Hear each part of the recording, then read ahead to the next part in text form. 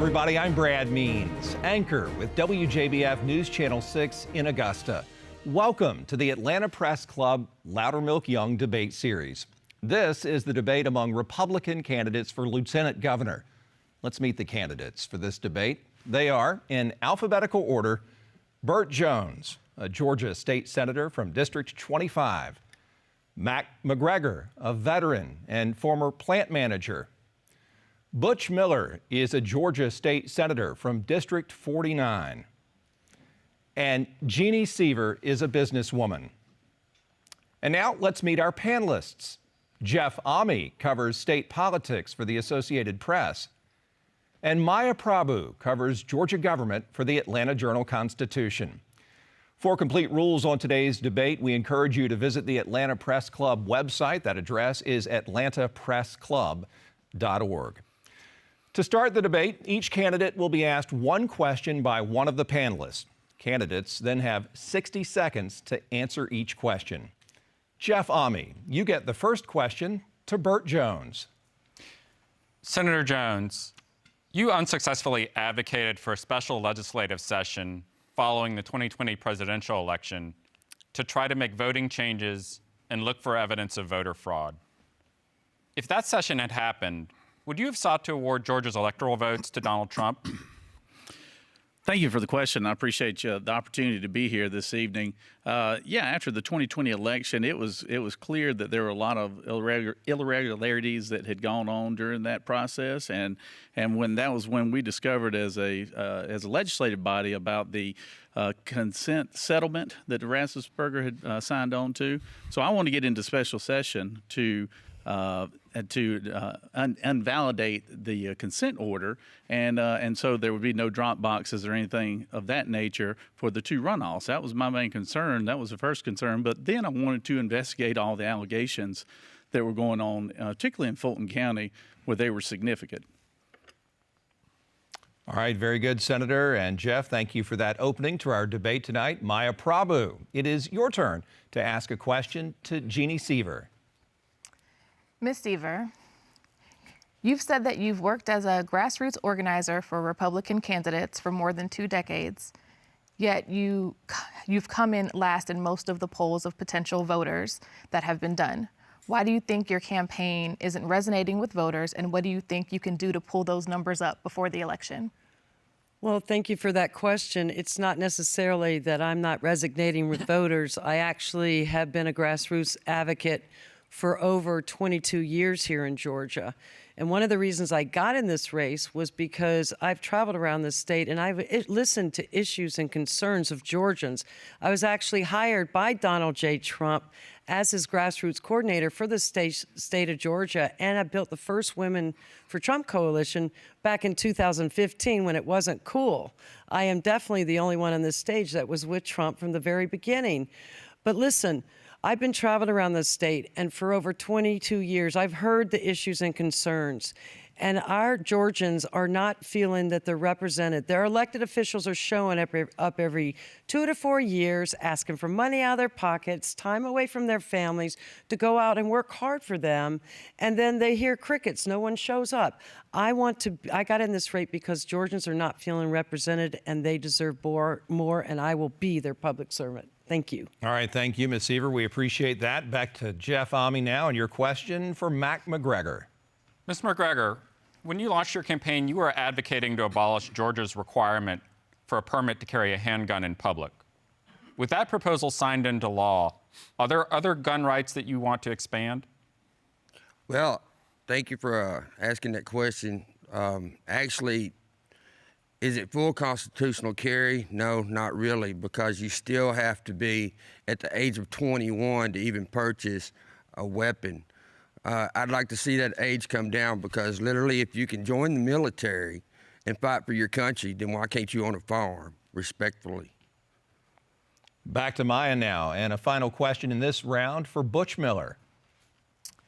Senator Miller, on campaign stops and in campaign literature, you've said that you wrote the bill that will keep transgender children from playing in girls' school sports. But the legislation that Governor Kemp signed last week isn't a ban. It creates a committee that will study the issue and determine if there is a need to implement a ban. Do you think that difference is important to voters? I think that difference is important. I think also that the fact that we got that bill passed on day 40 at 11:45 p.m. at the very last moment, that's important. It's called girls' sports for a reason. It's for girls. And that's why we passed that bill, and that's why we will continue to protect girls' sports. Girls' sports should be like any other organization, should be like any other activity. They should be defined by the people involved in those.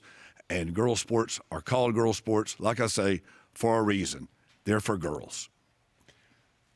That concludes the first round of our debate. The candidates will now ask a question to an opponent of their choice, and each candidate will have 30 seconds to ask the question, then 60 seconds for the response, and the candidate who asked that question to begin with will have 30 seconds for a rebuttal. By random selection, Mack McGregor, you may ask the first question. Mr. Jones, I had been in front of Brad Rathensberger. I'd like to know, and the people of Georgia would like to also know, did you vote on HB 316 before or after the machines were vetted? Well, and it's a great question, Mac. And quite frankly, in 2018, we voted in the legislature on allowing the Secretary of State's office to be able to take bids from vendors and then determine whether or not they wanted to go to machine-based elections. I'll be fair with you. That's a vote I'd like to have back. You know, quite frankly, because had I known that we would have had a Secretary of State that chose the machinery that we chose and had all the issues that we had with the machines, I want to go back to allowing our locals. I think our Secretary of State's office has gotten too heavy-handed with our elections process. I want to get it back to where the locals, because a lot of the counties in our state do it the right way, and I want to get back where our locals have a lot more control. That's the reason why you have local boards and you have local election supervisors, and we need to allow them to have options between paper ballots or however they see best fit to run their elections. All right, thank you, Mr. Jones. Mr. McGregor, would you like to take some time for a rebuttal? Well, what needs to happen is to understand is that you just cost the taxpayer $170 million in a 20-year contract. I think that needs to be figured out and done away with.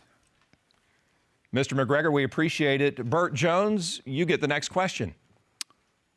Well, thank you, Brad. My question goes to Ms. Seaver here. Ms. Seaver, as you well know, I led the charge in the Senate this past session for us to suspend the gas tax, to put money back into hardworking Georgians' pockets. And we did that at a legislative body, and then the governor signed it into law. But just a few years ago, our opponent, Senator Miller here, voted for the largest tax increase in Georgia history with HB 170. And which raised our gas tax significantly at the time. Mm-hmm. Does that sound like a real conservative politician to you? Well, I remember I am a Tea Party girl. I've been engaged with the Savannah, co-founded the Tea Party, and we have definitely been taxed enough already. And HB 170, us and a bunch of activists all over the state advocated against it because, yes, it is the largest tax increase in the history of Georgia. But, Senator, you voted for it before you voted against it, HB 170. So I think that it was a disaster for Georgia. I think Georgians are being overtaxed already. I don't support the highest tax. I do believe, I agree with you, Senator, that it is the highest tax increase in the history of Georgia. And I hope I answered that question for you. Let me go ahead and do this then. Let me let Mr. Miller have the rebuttal for this since the question was about him. Absolutely. Thank you very, very much. Appreciate the opportunity. HB 170 was an infrastructure bill. And if you're struggling with traffic in Atlanta, in Savannah, in Macon, in Columbus, or wherever you are in Georgia, HB 170 improved your commute. It will continue to improve your commute. Transportation just dovetails with economic development and quality of life. We cannot have economic development and quality of life without good transportation arteries. If you look at the gas prices prior to 170 and after 170, the gas price actually went down. Thank you very, very much for the opportunity to rebut. All right, thanks a lot, Mr. Miller. We appreciate it. No, I'll wrap it up with you, Mr. Jones. You started the whole thing. Are you pleased with the way the answers went? Well, 30 yeah, seconds. Well, I voted against the final version at the end of the day because it was a significant tax increase on all Georgians. While transportation is significant and we need to think of ways to improve our transportation infrastructure, I don't think putting a burdensome tax on Georgia citizens is the way to do it like we did then. And I think it speaks volumes when we had to suspend it this past time. In order to give them some relief. All right, Jeanne Seaver, it is your turn to ask a question of the candidate of your choice. Well, thank you. Senator Jones, I wanted to ask you a question. And also, Butch Miller has also been an advocate. I don't know if Georgians realize it, but I've been going around the state for 14 months now advocating against legalized gambling. Burt and Butch both support legalized gambling. There have been studies done at University of Georgia, at Terry College, at Mercer, telling him how catastrophic it would be, not only economically, but it will destroy the family unit. And I just want to understand why in the world that you would support legalized gambling when it's actually targeting our children. Legalized gambling is the question. Mr. Jones, your thoughts? Yeah, I've been pretty consistent and clear on this topic. We have gambling here in the state of Georgia. It's called the Georgia lottery system. It was put in place in 1992 under a referendum by the citizens of the state of Georgia. And it's three different measures. You've got sports betting, you've got casino gambling, and you've got horse racing. I have said that sports betting is going on right now. We're missing out on those revenue dollars. And we ought to regulate those as well as be able to collect them by allowing sports betting. But on the horse racing and as well as casino gambling, I've not been an advocate for any of those. But what I have been an advocate for is allowing the people of the state of Georgia to vote on the issues, just like they did on the Georgia lottery, just like many want to do on the city of Buckhead. And I'm never going to stand in the way in allowing the citizens to vote on any issue. All right, thanks a lot, Mr. Jones. Mr. Miller, you want to take 30 seconds? Yes, absolutely. I will. I'm an advocate for people getting to vote. We have the Georgia lottery because people voted and accepted it. So I am for the people being able to vote. There are three categories here. Sports betting is a $4 billion a year industry, completely unregulated in the state of Georgia, $4 billion. Casinos and horse racing are two separate issues. Horse racing without casinos, I would look at that because of agricultural issues, but the fact is the people deserve to vote.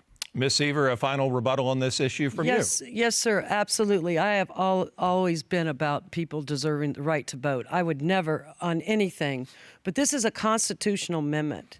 And our elected officials can't even put the language on the referendum that states exactly what it is, casinos. They can't even they put destination resorts. By the way, both of our opponents, both the state senators have received donations from Boyd Gaming. So, and that's all about casinos.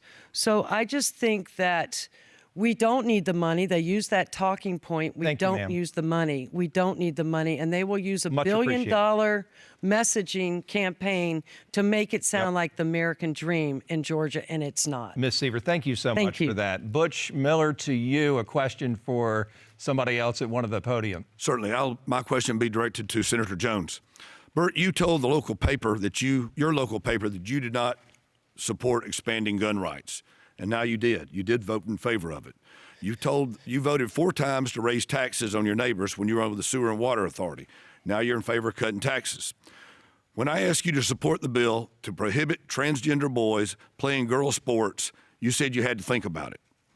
And just recently, you pled guilty to campaign finance violations for hiding the way you spent your campaign dollars. Do you really think that the millions and millions of dollars that your dad is putting into this campaign is going to fool people and voters in Georgia about who you really are? Well, I tell you what, you've always been a good used car salesman, but you're a good slick one too. I'll be honest with you.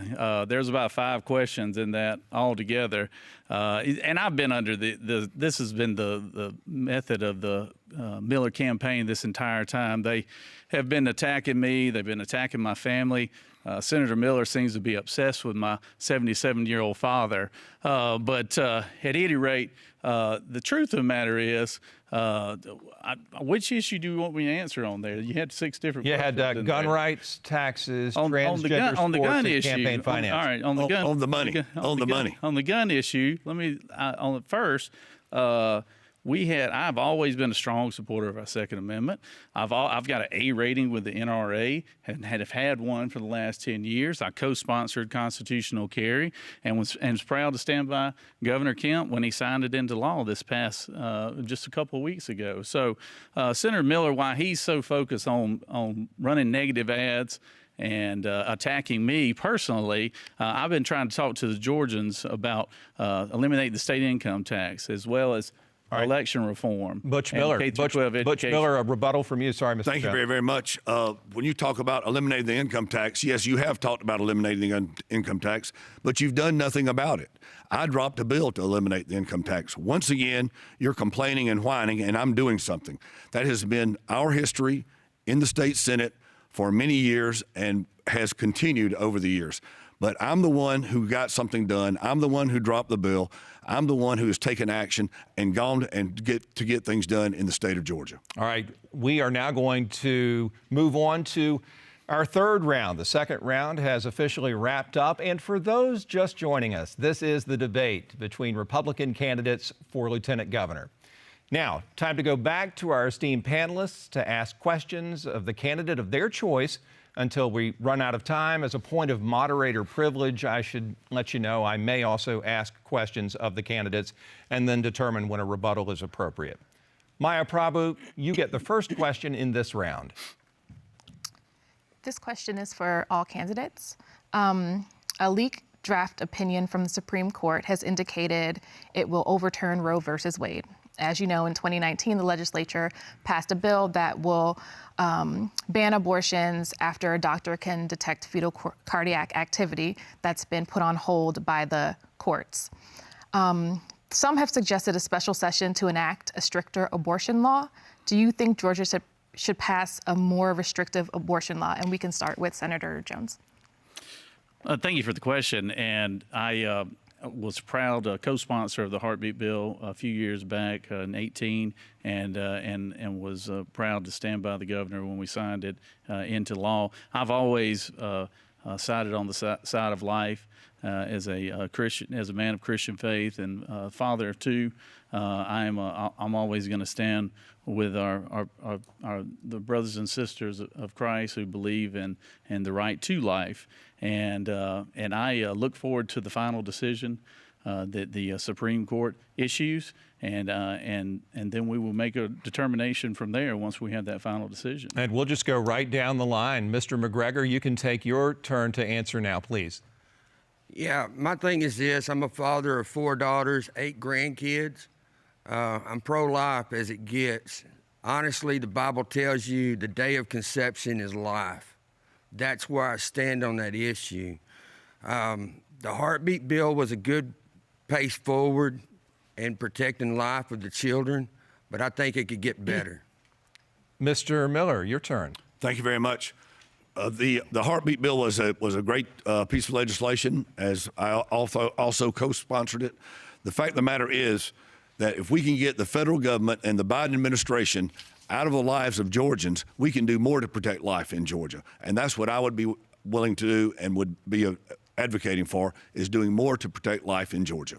Ms. Seaver, your turn to answer, please. Thank you. That's a great question. I've not only become pro-life now that I'm running for lieutenant governor, I've been advocating for life for many, many years. I am pro-life, no exceptions. Someone has to protect the innocent and the unborn. I think that being in the Supreme Court, it shouldn't even be there. I think it should be back to the states. I think the states are the ones that should be deciding on the heartbeat or the laws, whether because there's really no legislation that exists that, that abortions are illegal or illegal. But I've been certified by Georgia Life Alliance. And like I said, whether it would go further, anything that I believe, I I'm not a big advocate for the more legislation, the better off we are. I'm a constitutionalist, and I really believe in the Constitution and that it protects all of us. But whatever Georgians want, this is a very conservative state, and I will listen to Georgians, but I know and been very active listening to Georgians, and life is very, very important. This is a conservative state. Well, we thank you for that. And just if you, and Mr. McGregor, I believe you made your answer perfectly clear when you said that life begins at conception. So if we keep the fetal heartbeat bill as is and it becomes active, if you will, if this Roe v. Wade overturning happens, so then you're looking at potentially anything after 6 weeks, give or take. So would you dial it back to a flat-out ban on abortions or encourage your colleagues in the Senate to do the same, Ms. Seaver? And really just a yes or no, and we can get through this part. Would you like to ban it straight up or keep the fetal heartbeat bill in place? I would love to ban abortion. Just ban it. And Yes, sir. Mr. Miller, your thoughts? Ban it. Ban it for you, Mr. Jones. Ban it. All right. Thank you very much for that clarification. Jeff Ami, it is your turn to ask a question of the candidate of your choice. This is a question for all the candidates, and we'll begin with Ms. Seaver. A lieutenant governor in Georgia only has as much power as the state Senate grants to him or her. How much influence do you envision having over Senate business, and how would you organize a coalition of senators to exercise that influence? Well, it's really amazing. As I've traveled around the state for over 14 months now running for lieutenant governor, every room I go into, I ask them how many know what the lieutenant governor duties are, and it's amazing how many Georgians aren't even aware of what the duties are. And I just want to say, first and foremost, they are next in line if, God forbid, anything happens to the governor in the 4-year term. They are the president of the Senate. And I promise you, as the next lieutenant governor, any legislation will not be allowed on the Senate floor if it infringes on your freedoms. I'm all about the less legislation, the better. I've always been a team player. I've always been able to come together, but I will never, ever compromise the values and principles that the Georgians elected me to do, to go up there and represent them. But I think that would be, we want to make sure also constituent services. The lieutenant governor provides constituent services, and they also control chairman of different committees. And we want to make sure we have a fiscal conservative as the committee chairman. Got it. In our Appropriations Committee in the Senate. Thank you. Thank you so much for that. We'll go on down the line. That seems to make it flow pretty well. Mr. Miller, your thoughts? Thank you. Clearly, I have been a leader in the Senate. I have been elected to President Pro Tem of the Senate 3 times. I have been able to build consensus among my colleagues. My colleague, Mr. Jones, ran against me one time. I won that election. I won 2 other elections. No one knows us better than our children and our coworkers. They see us make decisions that no one else makes, no one else sees. And those are the decisions that got me elected to President Pro Tem, not once, not twice, but 3 times. And I would continue to build that consensus and continue to build teamwork within the Senate. I have been a consensus builder from day one and have been able to build consensus and get things done in the Senate and get things across the finish line. Thank you. How about you, Mr. McGregor? You ran a whole plant. It was all about making sure everybody got along. Yes, sir, absolutely. I'm willing to work with anybody, honestly, I am. I can cross the aisles if need be and talk to the people that need to be talked to.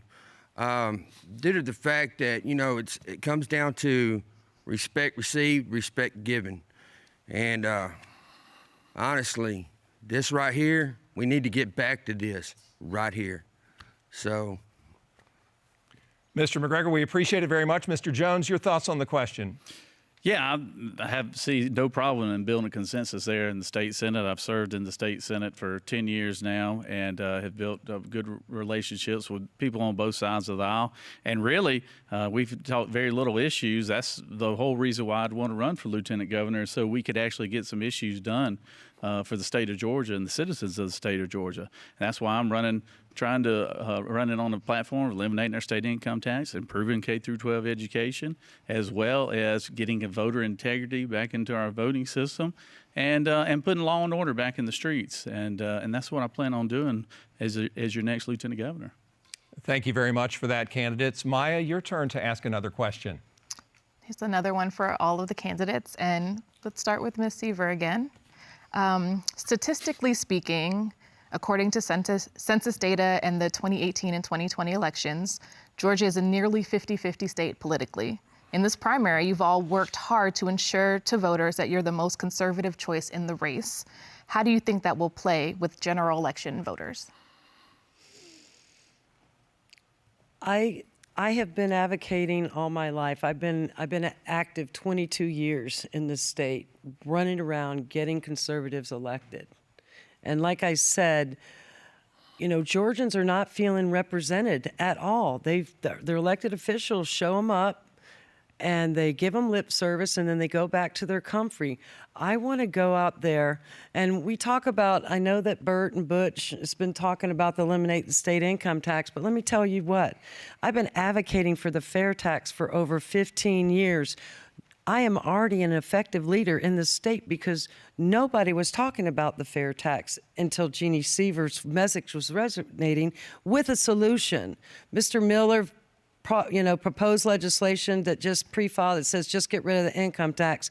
I've offered a solution, and that is the Georgia Fair Tax Act. That has been legislation proposed 4 years ago. Birch never cared about eliminating the state income tax then, but I have a solution. It's consumption tax on sales and services. Thanks, Ms. Seaver. Let's do this time. Let's start with Mr. Jones and then go back and wrap up with Mr. Miller for these answers, just so we mix it up a little bit as far as how much time we allow each candidate to think about their answer. Mr. Jones, 50-50 state of Georgia, how sure your message is going to resonate with the conservative half? Well, I mean, I think it's a universal message. I don't know many people that don't want to see their taxes lowered and see better school systems, giving our parents and classroom teachers choices and empowering them. By being for school choice, as well as law and order. You know, what's going on in the streets, particularly in our city of Atlanta right now, is unacceptable, and we need to be forceful about stopping that before it spreads to other parts of the state, and as well as the election integrity. So when you're looking at lowering people's taxes, improving education, and getting law and order back in the streets, as well as getting confidence back in our voting system, I think that's a universal message that definitely conservatives likes, and I think people on the other side of the aisle will as well. Mr. McGregor, your thoughts when you picture the electorate as a whole? Well, what I see, because I've traveled north, south, east, and west of Georgia, and honestly, what I've been seeing is that people have been taking away the R from their name, the D from their name.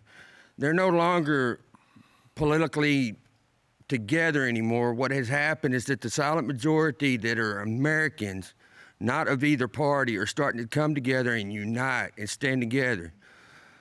And the thing is that we the people are standing up and taking back the great state of Georgia. We're not only standing for Georgia, but we're standing for the country as well. Thank you. Thank you, sir. Mr. Miller, you get the final answer on this question. Thank you very much. I will tell you that I have appealed to people across the board, across the state. I've traveled the state extensively. My laser focus right now is on the Republican primary. I am the proven conservative in this race.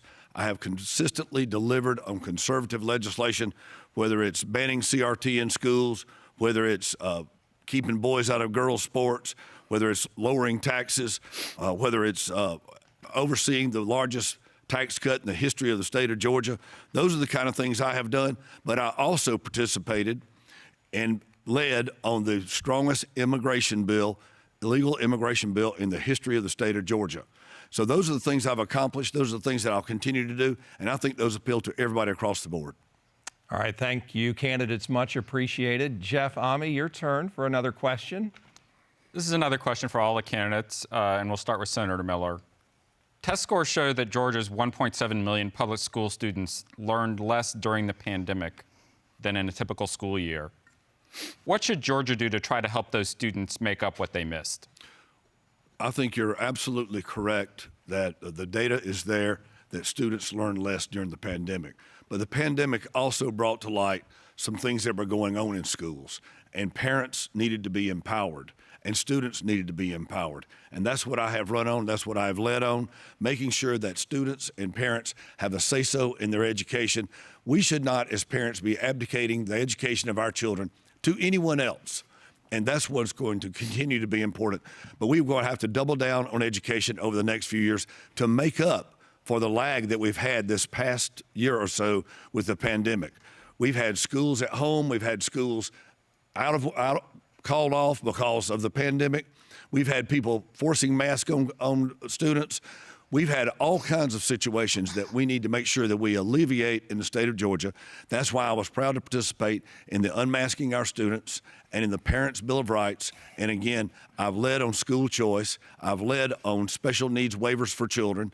I've led on those issues for education. All right, we're going to go to Mr. McGregor, then we'll go to Mr. Jones, and Ms. Seaver will conclude this answer part of our debate tonight. Let's look at the kids and what the pandemic may have done to them and how we can help make that up, Mr. McGregor. Well, first of all, the Republican Party is supposed to stand on, if I'm correct, less government, less taxes, and more self-responsibility. When the pandemic hit and the kids had to stay home, it was up to the parents to go ahead and continue teaching their kids. The parents need to get more self-involved in not only their schools, but with their kids on a daily basis. I think that if we bring the children in and we're able to get the parents involved more often, we wouldn't be in this predicament that we're in now. So it's time for everybody to step up and start doing what they need to do. Thank you. Mr. Jones? Well, obviously, education is always a huge issue when it represents almost 60% of your budget, of your annual state budget. And I've been a strong advocate, not only since I've been in the state Senate, but being the son of two public educators. I can tell you right now that it's at the forefront of wanting to improve our education systems. That's why when I was in state Senate, I championed 8 out of the 9 counties I represented had college and career academies. We had 2 new charter schools created there. We had good public school systems as well as private school systems there. And I was proud today to get, get the endorsement of Frontline Policy, which is the largest school choice advocate here in the state of Georgia. And they are endorsing our candidacy just because of simply the years that we've had in supporting issues on education, as well as trying to empower parents and empower classroom teachers and make our education the best it can be here in the state of Georgia. Thank you, Mr. Jones. Ms. Seaver? Yes, that's a great question. And I've been a child advocate for over 15 years. And I've learned a lot about the issues and problems that our kids have in school. I think as the next lieutenant governor, I think one of the things that Georgia doesn't focus enough on is prevention dollars. We need to get the kids when they're going off track. We don't wait till they're incarcerated. We need to get them early when they become truant in schools. And I also believe that a 4-year degree is not a one-size-fits-all in this great state. We have some of the best technical colleges all around, and we need to make sure that our younger generation understands there's nothing wrong with being a plumber or a welder. You can come out debt-free, be self-sufficient, and provide for your family, making $70,000, $80,000 a year. I think that, like I said, a focus of mine would be to put more prevention dollars and like graduation coaches for our kids in the schools. That worked back when Sonny Perdue had it, but then they took it out. Thank you. We have to focus more on prevention for our kids. Much appreciated. Maya Prabhu, another opportunity for you to pose a question, please. This question is for Senator Jones. Mm-hmm. When Governor Kemp announced that Rivian would be coming to Georgia, you shared a statement that praised the deal and welcomed the company and the jobs it would bring to Central Georgia. You also initially co-sponsored legislation that would allow Rivian to sell cars directly to customers. Since then, that statement has been removed from your social media account. You've asked your name to be removed from the legislation, and you seem to have reversed your position on the company coming to Morgan County. Do you or don't you support having Rivian in Georgia? And if so, where do you think it should be located? Well, I'm always in favor of economic development, but I'm not in favor of us continuing to give out basically corporate welfare. Over the last decade, we've given out a lot of tax credits and tax incentives. I think we need to move away from that moving forward, and I think it's one of the things I've been saying for a long time. I want to put big reason why I want to eliminate our state income tax is because I want to put money back into hardworking Georgians' pockets and help small businesses that are currently here. I think the project was probably mishandled there. I think the locals should have had more involvement in the process, and that's why they're so upset. And I understand exactly where they're coming from, because it should have been more transparency and things of that nature. And I think we can have economic development without having such a large tax dollars giveaway as far as compensating these large corporations. All right, thanks a lot, Mr. Jones. If everything works out with Rivian, and if everything works out for you in this election, would your stance on their presence here affect y'all's relationship? If they come to the government with any needs, would that relationship start off kind of adversarial? No, I'm just not supportive of the giveaway items that have happened there, and I have not questioned the economic development. I've just questioned the actual measures that were put in place as far as this, almost secretive-like attempts of not announcing it until everything was done. Actually, the property wasn't even purchased as of yet. Local permits were not issued or even vetted in local government, and I just don't think that's the proper way to do things. Me being a small business owner, I can tell you right now, we've got to go through the proper channels. When you go to local governments and get a permit, you have to go through the procedures of planning and zoning, and then go and apply for the permit. And and the people have a say in it. The locals always have a say in it. So that's the only thing that was disappointing about that. Thank you, Mr. Jones. Jeff Ame, another question from you, please. This is also a question for all the candidates. In the past 14 years, 9 rural hospitals have closed in Georgia. Only 3 states have seen more closures. The state has responded by providing a tax credit that subsidizes donations to rural hospitals. Democrats and a few Republicans argue that a full expansion of Medicaid would have kept some of those hospitals afloat. What do you think we ought to do to bolster rural hospitals? And we'll start with Mr. McGregor. Well, actually, in my county, we had a county commissioner that did something that she wasn't supposed to do when they took the loan out to help the hospital. So maybe, what we need to do is get back to taking a look at what our local area is going to do, our counties, okay? Because we're not, I don't think we should sit here and try to come up with more tax money to support hospitals, okay? That's just plain and simple. We need to figure out a situation. We need to figure out some way of getting it fixed without costing more tax money. So maybe we need to be looking into like our local areas in our county level. All right, thank you, Mr. McGregor. We'll go to Ms. Seaver, then we'll go Mr. Miller, and then we'll skip over to Mr. Jones for the rural hospital question. Ms. Seaver. Well, I know that medical care is very, very important. I mean, I even went through that. I had COVID twice, so I know how important, and I am honored. The people that took care of me were amazing, and all of our healthcare workers should be commended, and maybe they should have some of that mental health services for the trauma that they went through during the COVID. But one of the things that I think is even more important is that our veterans. We have just under 800,000 veterans in this state. We have the largest population in the nation of female veterans. We need to focus more, I think, on our veterans. We all know they're lacking mental health services and healthcare services. And I would love to, there's politicians always talking when they started up. I really want to do something and see if we could actually have mobile vehicles owned by the state or funded by the state or local businesses so they can start going out to our veterans to get the better health care and the better mental health services.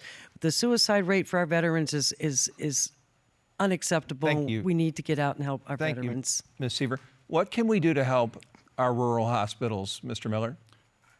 I have been an advocate of rural hospitals from day one. I have worked tirelessly to help our rural hospitals. The Rural Hospital Tax Credit is a great program. We increased it this year. It's a very good program. It's kept hospitals open. I would point out, my colleague, Mr. Jones, has a proposal, or had a proposal, he and his family had a proposal that would have greatly impacted the rural hospitals in the state of Georgia. 55 hospitals would have been impacted by that ruling had that passed. And I would say this whole circumstance that around this hospital is somewhat similar to Rivian. I'm for it and I'm against it, and it's all about self-interest and self-dealing and conflict of interest. And I think that's something that needs to be brought forth. And a matter of fact, I have a document here signed by Butts County Chairman, former Commissioner. Yeah, we can't do props. That would qualify this, a sworn document, a sworn affidavit. And those kind of things are just uncalled for. Yeah. All right, we appreciate it, Mr. Miller. We need to hold off on the props. If y'all can help me out on that, please. Those are officially not allowed at this debate. Mr. Jones, let's do 30 for you to rebut what he said about you and your family. We'll do 30 for that rebuttal, and then we'll switch it up to 60 for your full answer to the rural hospitals question. Yeah, once again, you know, this is what a failing campaign looks like. All they can do is attack and go after myself and my family. You know, he fails to mention, you know, I tried to talk about issues, but he fails to mention that his son is a lobbyist there at the Capitol while he's the president of the Senate. But no, we don't. There's no conflict of interest there, is there, Mr. Miller? But but you know, as far as the hospitals, we had a local community that wanted to build a hospital, and they still want to build a hospital with no tax dollars whatsoever. And while I've been in the Senate, I had two counties in Morgan and Greene County that I helped advocate for them to build new hospitals in rural Georgia. So I've been a strong advocate for rural health care as well. But here also I know that as a business owner, insurance costs and the cost of doing business is skyrocketing right now. And I can tell you right now, as an employer who likes to provide insurance coverage for their employees and individuals, it's gotten very difficult. It's gotten very difficult. So what we have to do as a state before we throw more money at a system is we need to rein in the spending, or rein in the costs of not just insurance costs, but as well as pharmaceutical costs and as access to health care. So while, like, again, I'd like to sit here and talk about the issues, my opponent just wants to keep attacking me and like I said, going after my family on other issues. But if we want to talk about conflict of interest with your family, we can do that too. Well, we thank you for that, and thanks for the question there, Jeff. Maya, it's now your turn to ask another question. This question's for Mr. McGregor. Of the 4 Republican primary candidates, you have the least political experience. So what do you think makes you qualified to be the state's next lieutenant governor? First of all, I'm a born American. Second of all, I'm a U.S. Marine vet. Third of all, I've lived here long enough to know that what I see going on in the State House is no good to begin with. So yeah, I'm an American. I'm of age. I'm a Marine vet. What else do you need to qualify? Jeff Ami, it's your turn to ask a question of one of the candidates, please. This is a question for Senator Jones. Mm-hmm. Your family made its fortune distributing and selling gasoline. Do you believe the state of Georgia should promote or subsidize the use of electric vehicles and renewable energy? Well, you know, my family's, my father and my mother both, they started out as public educators, you know, and they've worked very hard to earn what they have. I'm one of those that I am for all sources of energy, but I'm never for government subsidizing one over the other. I think petroleum right now is the highest and most economic way, and combustible engines are the best way to get from point A to point B. I've never said I was against electric or solar or wind or any of those things, but I always think the free market ought to be the one to determine what is the highest and best use as far as energy consumption is concerned. And us subsidizing creating winners and losers in government, I don't think is ever a winning combination. Maya Prabhu, your chance for a question, please. This one is for all candidates. Let's start with Senator Miller. There's a possibility that Georgia voters elect a Democrat as governor and a lieutenant governor who is a Republican. With the polarized political atmosphere the past several years in Georgia and across the country, how would you work with the Democratic governor to make sure the state's business is handled? Well, I feel very confident that we're going to have a Republican lieutenant governor and a Republican governor.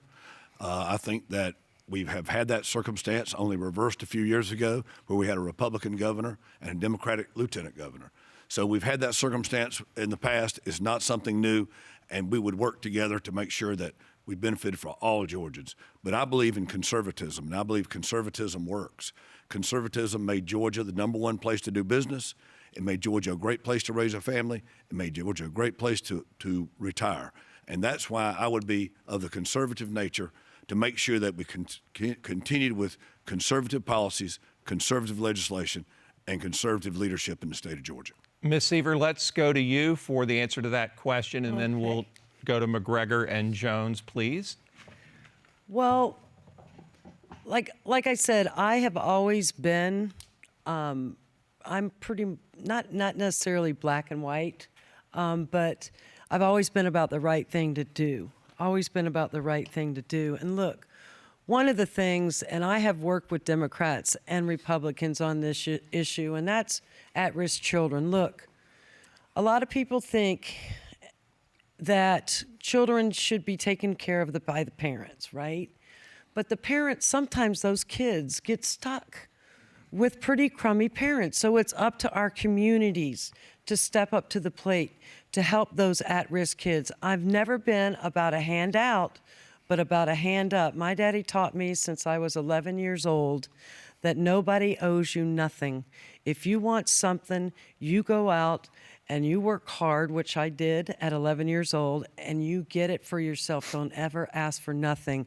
It can take a moment to turn around a child forever. You just have to understand that they have to get out there and work hard, and that's some of the things Ms. Seaver, thanks that so we much. can find a common ground on. Yeah, Thank you. I appreciate it so much. Mr. McGregor, your answer, please. Yes, like I said before, it's always respect given, respect received. And honestly, to tell you the truth, I have actually worked with some of the people in the Gold Dome that were actually Democrats, and what the stuff that they had that was going on, I worked well with them because they were looking into where your tax money was being spent in the jail systems and in the prison systems. Don't you agree? Don't you, or aren't you willing to work with just the other side? I mean, they're not all bad, but I can't see, I just can't see myself not working with the other side. But the thing is, if it doesn't coincide with the Constitution as Lieutenant Governor, I'd have to nil and void it.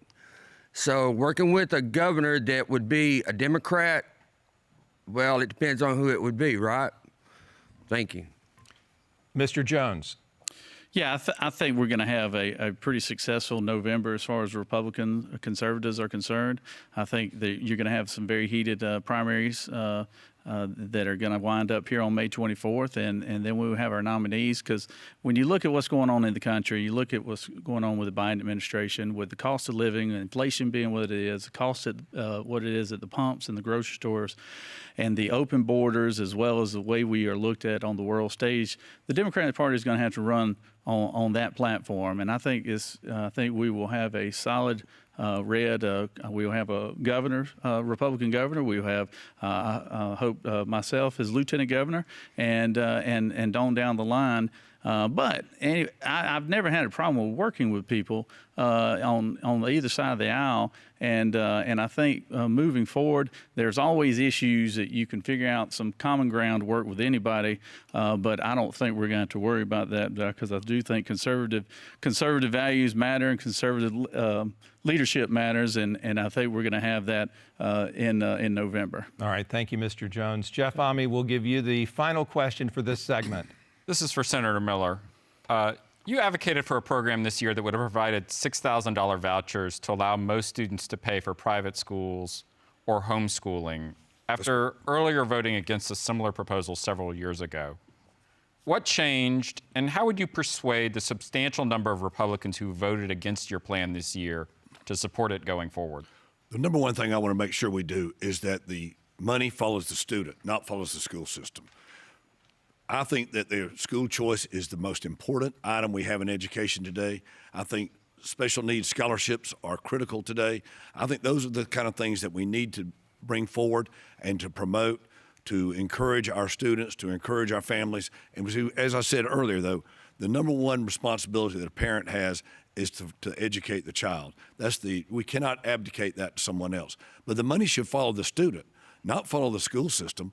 And the power of the parents and the children need to be empowered to make sure that they're getting the right kind of education, that we're learning how to think, not necessarily what to think. And I think that's very, very important in our school systems, and school choice has been very important. All right, thank you very much, Mr. Miller. And that is all the time we have for questions. Each candidate will now have 60 seconds for a closing statement. Jeanne Seaver, you get the first closing statement. Well, thank you to Jeff and Maya and to you, Brad, for holding this. Georgians, look, I have been out there advocating for over 22 years. I am a mother. I am a grandmother. We need to keep government interference out of our lives. We need to protect our children. We need to let our teachers teach. We need to take care of our vets in this state. We need to protect life in this state. We need to eliminate the state income tax as a solution with the Georgia Fair Tax Act. Listen, I promise you, as the next lieutenant governor, I will be the person that will take your services. I'm sorry, the clock got me. So I promise you, as the next lieutenant governor, I will take your issues and your concerns to the state capitol and never forget and be your public servant, because you know what? A lot of these Republicans would like to put Jeanne back in the bottle. She ain't going back in the bottle because she is fighting hard to be the servant of the people. It is. Thank you so much. Now time to hear the closing statement of Burt Jones. Thank you, and thank you, Atlanta Press Club, for putting this debate on, and grateful for the colleagues here on the stage tonight. Ladies and gentlemen, I'm Burt Jones, and I'm a husband, a father, and a small business owner, and a legislator, and I've spent my life delivering results for Georgians. Ever since my days at University of Georgia when I was team captain for Mark Richt's football team to now serving in the legislature, I've always been a leader that was results-driven.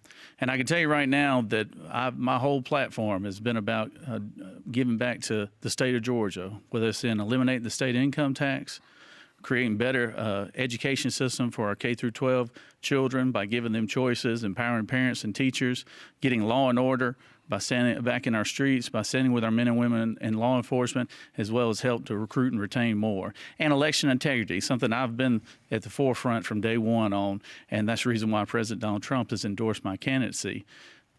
I'm looking for the endorsement of the people of Georgia. I'd love to have your support because I will deliver for the citizens of this great state. I look forward to crisscrossing the state, and I look forward to being your next lieutenant governor. God bless. All right, thank you so much. Butch Miller, your turn for a closing statement. Thank you very much, and thank you to the press club and those of you who are watching at home. I got into public service because I saw what was going on in our country and in our state, how the far left was damaging our way of life. And that's why I got into politics. I led on the toughest anti-illegal immigration bill in the country. I led on the heartbeat bill. I led on strong gun rights and giving school choice to Georgia families. This year, I passed a bill to keep biological boys out of girls' sports. I passed a bill to ban CRT in schools. In our classrooms, we don't need CRT or divisive language or divisive rhetoric. I helped pass historic tax relief. As your lieutenant governor, I will ban non-citizen voting, and I will eliminate the drop boxes. The drop boxes are the weakest link in the election chain. How do you make a chain stronger? You remove the weakest link. As I have delivered on conservative priorities over the years, and that's what I will do as your lieutenant governor. I won't stand on the sideline and whine and complain. I'll get things done. Butch Miller for lieutenant governor. And Mr. McGregor, you get the final closing statement for our debate. Thank you, everybody, for letting us be here today. I greatly appreciate it. I have been the boots on the ground. I have stood guard after the Chattanooga shooting. I have delivered water to Summerville, Georgia when they had a water crisis. I have literally delivered 30,000 pounds of goods to Florida during the Hurricane Irma incident. I have been the boots on the ground. I have constantly helped everybody that I possibly could. I am done with CRT. I am done with sanctuary cities and counties. I'm also done with the corrupt government that's coming down on us from the federal level to the state level to our local level. Georgia, I don't know about you, but I've had enough. Enough is enough. It's time to stand your ground. My name's Mack McGregor. I'm running for Lieutenant Governor, and you can find me at McGregorforGeorgia.com. And with that, we conclude our debate. We would like to remind voters that Election Day is coming quickly, Tuesday, May 24th. In fact, early voting is already underway. Our special thanks to the candidates and to our panel of journalists. And of course, we'd like to thank the Atlanta Press Club for arranging today's debate. For more information about the debates they will host this election season, please visit atlantapressclub.org. I'm Brad Means. Thanks for joining us for the Atlanta Press Club Loudermilk Young Debate Series.